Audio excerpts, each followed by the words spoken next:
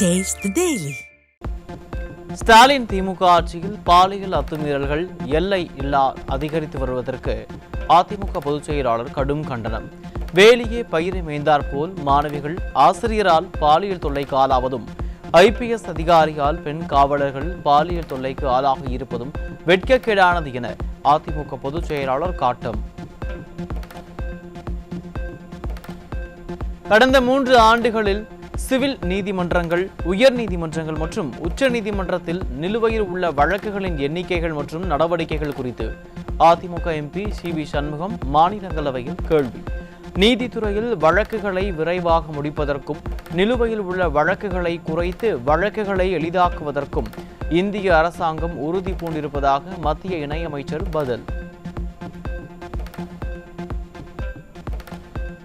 பெண் காவலர்களுக்கு பாலியல் தொல்லை கொடுத்த புகாரை அடுத்து மகேஷ்குமார் IPSஐ பணியிடை நீக்கம் செய்த காவல்துறை உடந்தையாக இருந்த ஆய்வாளரை மட்டும் பணியிட மாற்றம் செய்யாதது ஏன்? திமுக ஆட்சியில் பாலியல் குற்றச்சாட்டுகளால் நிரம்பிய காவல்துறையில் குற்றவாளிகளுக்கே பாதுகாப்பு வழங்கும் அமைப்பாக காவல்துறை மாறிவிட்டதா என மக்கள் கேள்வி. சென்னை வடக்கு மண்டல போக்குவரத்து காவல் இணை ஆணையர் பெண் காவலருக்கு பாலியல் தொந்தரவு கொடுத்த புகாரை அடுத்து விசாரணைக்கு விசாகா கமிட்டி அமைப்பு. திராவிட மாடல் ஆட்சியில் காவல்துறைக்கும் பள்ளி கல்வித்துறைக்கும் விசாகா கமிட்டி அமைக்கும் அளவிற்கு சென்றதுதான் திராவிட மாடல் ஆட்சியா என மக்கள் கேள்வி. திருப்பத்தூர் மாவட்டம் ஜோலார்பேட்டையில் 14 வயது சிறுமிக்கு பாலியல் தொல்லை கொடுத்த திமுக கவுன்சிலர் போக்சோ வழக்கில் சிக்கினார். திமுகவினர் அடுத்தடுத்து பாலியல் குற்றங்களில் ஈடுபட்டு வரும் நிலையில் கட்சியினரை கட்டுப்படுத்தாத ஸ்டாலின் எப்படி தமிழக பெண்களின் பாதுகாப்பை உறுதிப்படுத்துவார் என மக்கள் கேள்வி.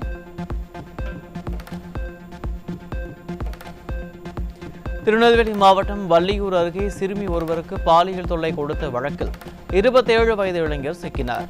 சிறுமிகளுக்கு பாதுகாப்பு இல்லாத மாநிலமாக தமிழகம் மாறி வருவதால் பெற்றோர்கள் அச்சம்.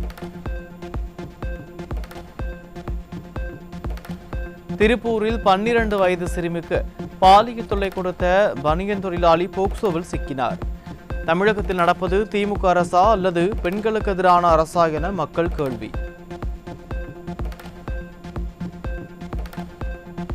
கடலூர் மாவட்டம் சிதம்பரம் அருகே அரசு கலைக்கல்லூரியில் பணியாற்றும் ஆய்வக உதவியாளர் பாலியல் தொல்லை அளித்ததாக மாணவி காவல் நிலையத்தில் புகார். திமுக ஆட்சியில் பெண் காவலர்கள் மற்றும் பள்ளி கல்லூரியிலும் பெண்களுக்கு பாதுகாப்பில்லாத அவலம் தொடர்கதையாகி வருவதாக மக்கள் குற்றச்சாட்டு.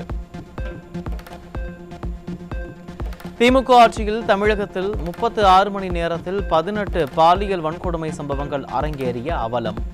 திமுக ஆட்சியில் சிறுமிகள் மற்றும் பெண்களுக்கு பாதுகாப்பு இல்லா நிலை தொடர்கதையாகி வருவதாக மக்கள் குற்றச்சாட்டு. கோவை மாவட்டம் சூலூர் கருமத்தம்பட்டி பகுதியில் 8 கிலோ கஞ்சா சிக்கியது. திமுக ஆட்சியில் காவல்துறை போதைப் பொருளை கட்டுப்படுத்த முடியாமல் திணறி வருவதாக மக்கள் குற்றச்சாட்டு.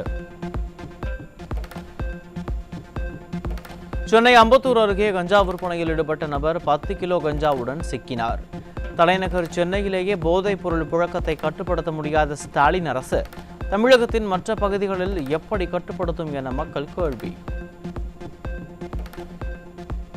சென்னை மயிலாப்பூரில் வீட்டில் குட்கா பாக்கெட்டுகள் பதுக்கி வைத்து விற்பனை செய்தவர் சிக்கினார். நிர்வாக திறனற்ற ஸ்டாலின் ஆட்சியில் வீடுகளில் குடிசை தொழில் போல குட்கா விற்பனை நடைபெறும் அளவிற்கு தமிழகம் சீரழிந்திருப்பதாக மக்கள் வேதனை. சென்னை அருகே இருவேறு இடங்களில் 500 கிலோ குட்கா சிக்கியது. எந்த கொம்பனும் குறை சொல்ல முடியாத ஆட்சியின் லட்சணம் இதுதானா என மக்கள் விமர்சனம்.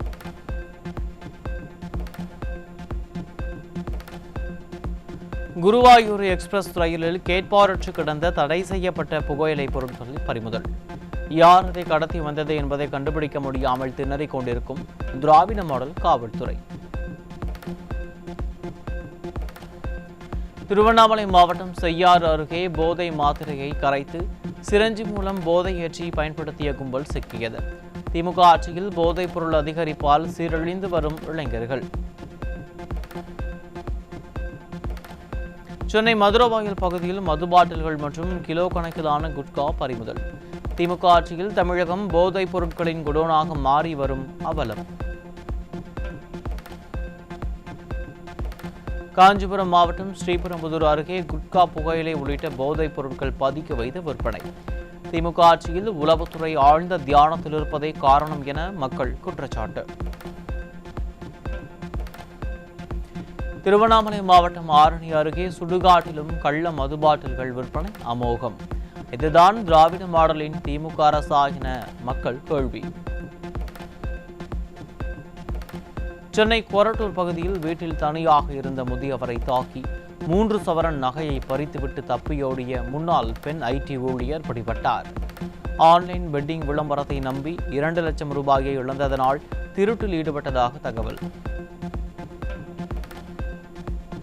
தூத்துக்குடி மாவட்டம் திருச்செந்தூர் அருகே இலங்கைக்கு கடத்த முயன்ற 75 லட்சம் மதிப்புள்ள வெளிநாட்டு சிகரெட் வகைகள், செட் ஆஃப் பாக்ஸுகள் ஆகியவை பறிமுதல். திமுக ஆட்சியில் காவல்துறை கும்பகர்ண தூக்கத்தில் இருப்பதால் கடத்தல் சம்பவம் தொடர்கதையாகி வருவதாக மக்கள் குற்றச்சாட்டு. ராமநாதபுரம் அருகே 4 கோடி ரூபாய் மதிப்பிலான 4 கிலோ திமிங்கலத்தின் உமிழ்நீர் பறிமுதல். திமுக ஆட்சியில் சட்டவிரோத கடத்தல் சம்பவங்கள் அதிகரித்து வருவதாக மக்கள் குற்றச்சாட்டு. நாமக்கல் மாவட்டத்தில் பள்ளி சிறுமிகள் 3 பேரை தவறான நோக்கத்துடன் கொல்லிமலைக்கு அழைத்த ஆசிரியர் போக்சோவில் சிக்கினார். பெற்றோர்கள் போராட்டம் நடத்த இருப்பதாக தெரிவித்த பிறகு காவல்துறை கைது நடவடிக்கையில் ஈடுபட்ட அவலம். விழுப்புரம் மாவட்டம் மேல்மலையனூர் அருகே கடனை கேட்டபோது ஏற்பட்ட தகராறில் மூதாட்டி அடித்து கொலை. சட்டம் ஒழுங்கு என் நேரடி கட்டுப்பாட்டில் இருக்கும் என நேர்த்தியாக வசனம் பேசிய ஸ்டாலின் ஆட்சியில் யாருக்கும் பாதுகாப்பில்லாத நிலை நிலவும் அவலம். சிவகங்கை அருகே புல்லட் வாகனத்தை ஓட்டியதற்காக பட்டியலின கல்லூரி மாணவர் கை வெட்டப்பட்ட கொடூரம். நாங்குநேரியில் பள்ளி மாணவன் வெட்டப்பட்ட போது திராவிட மாடல் முதல்வர் மௌனம் காத்ததே இத்தகைய கொடூரங்கள் அடுத்தடுத்து நிகழ காரணம் என மக்கள் குற்றச்சாட்டு. சென்னை கோயம்பேடு பேருந்து நிலையத்தில் அரசு பேருந்து நிற்காமல் சென்றதை தட்டி கேட்ட பயணி மீது நடத்துனர், ஓட்டுநர்கள் சரமாரியாக தாக்கிய கொடூரம். திமுக ஆட்சியில் ஆழ்ந்த தியானத்தில் உள்ள போக்குவரத்து துறையோ அல்லது காவல்துறையோ இதுவரை நடவடிக்கை எடுக்காதது ஏன் என மக்கள் கேள்வி.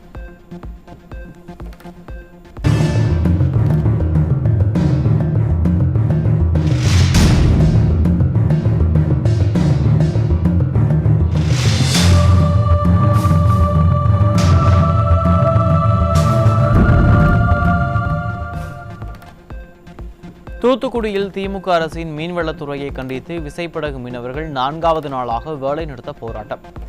ஆழ்கடலில் மீன்பிடிப்பதற்கு அனுமதி வழங்க வேண்டும் என திமுக அரசுக்கு மீனவர்கள் வலியுறுத்தல். திருச்சி மாவட்டம் சமயபுரம் மாரியம்மன் கோயிலில் தை மாத பௌர்ணமியையொட்டி 108 திருவிளக்கு பூஜை. ஏராளமான பக்தர்கள் பங்கேற்று சுவாமி தரிசனம்.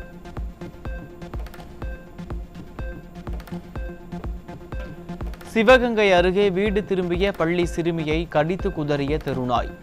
நாய்களை கட்டுப்படுத்த தவறிய பேரூராட்சி நிர்வாகம் மீது உரிய நடவடிக்கை எடுக்க வேண்டுமென திமுக அரசுக்கு மக்கள் வலியுறுத்தல்.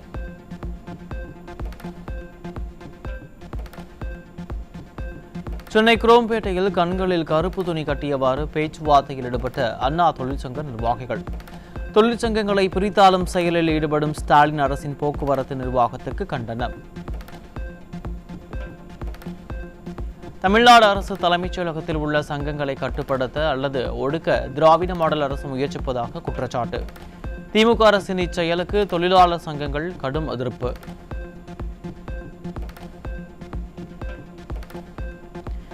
நெல் கொள்முதலுக்கான பணம் விவசாயிகளின் வங்கி கணக்கில் நேரடியாக வரவு வைக்கப்படும் போது கடன் தொகை மொத்தமாக பிடித்தம் செய்யப்படுவதாக விவசாயிகள் குற்றச்சாட்டு.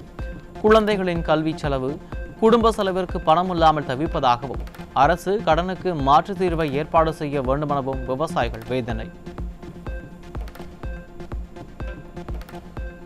சிவகங்கை மாவட்டம் காளையார்கோவில் அருகே இரட்டை குவளை முறை அமலில் இருப்பதாக பரபரப்பு குற்றச்சாட்டு. சமூக நீதியின் காவலர் என போலியாக வேஷமிடுபவர்கள் ஆட்சியில் பட்டியல் சமூக மக்களுக்கு எதிரான குற்றங்கள் அதிகரிக்கும் அவலம். ஈரோடு சந்தையில் புதிய வரத்து மற்றும் விலை உயர்வால் மஞ்சள் விலை உயர்வு. விவசாயிகள் மற்றும் வியாபாரிகளுக்கு மகிழ்ச்சி. கன்னியாகுமரி மாவட்டம் நாகர்கோவிலில் கல்லறை தோட்டம் அமைப்பது தொடர்பாக இருதரப்பினரிடையே பிரச்சினை எழுந்த நிலையில் போலீசார் குவிக்கப்பட்டதால் பரபரப்பு. சிறுபான்மை மக்களின் பாதுகாவலர்கள் என சொல்லிக் கொள்பவர்களின் ஆட்சியில் பல்வேறு இடையூறுகளை சந்திப்பதாக சிறுபான்மையினர் வேதனை.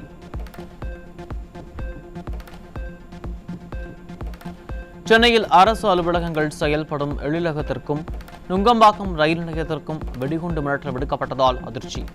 ஸ்டாலின் ஆட்சியில் சமூக விரோதிகள் சிறிதும் அச்சமின்றி அரசு அலுவலகங்களையே மிரட்டும் அவலம். வேலூர் அருகே புதையல் வேட்டை என்கிற பெயரில் 1500 ஆண்டுகள் பழமையான மலைக்கோவிலை சேதப்படுத்திய மர்ம நபர்களை கையும் களவுமாக பிடித்த பொதுமக்கள். இரும்பின் தொன்மை என அதிமுகவின் பணிக்கு ஸ்டிக்கர் ஒட்டிக்கொள்ளும் ஸ்டாலின் அரசு இதுபோன்ற பழமையான கோவில்களை காப்பாற்ற தவறியிருப்பதாக மக்கள் ஆதங்கம். ஈரோட்டில் ஏலச்சீட்டு நடத்தி 1 கோடி ரூபாய் மோசடி செய்த இளம்பெண் சிக்கினார். திமுக ஆட்சியில் காவல்துறை மீது சிறிதும் பயம் இல்லாததால் மோசடி சம்பவம் அதிகரித்து வருவதாக மக்கள் வேதனை. வக்ஃபு சட்ட திருத்த மசோதா தொடர்பான நாடாளுமன்ற கூட்டுக்குழு அறிக்கை மாநிலங்களவையில் தாக்கல். எதிர்க்கட்சிகள் அமளியால் மக்களவை ஒத்திவைப்பு.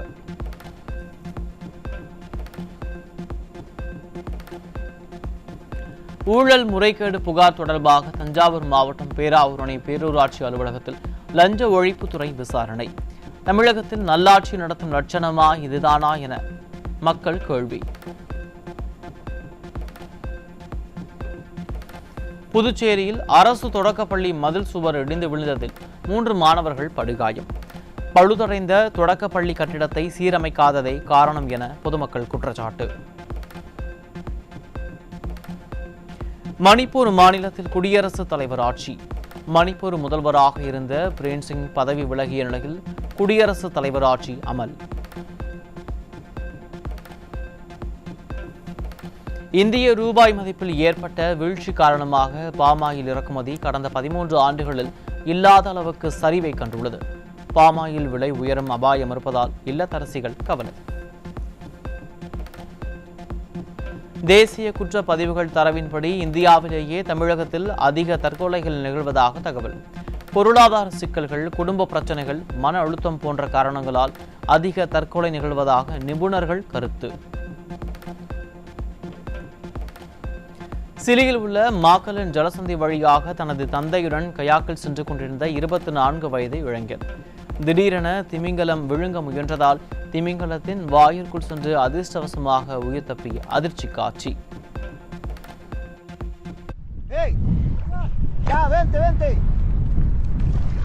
Tranquilo, agarra el bote, agárralo, tranquilo, agárralo, agárralo, agárralo, no te subas, agárralo.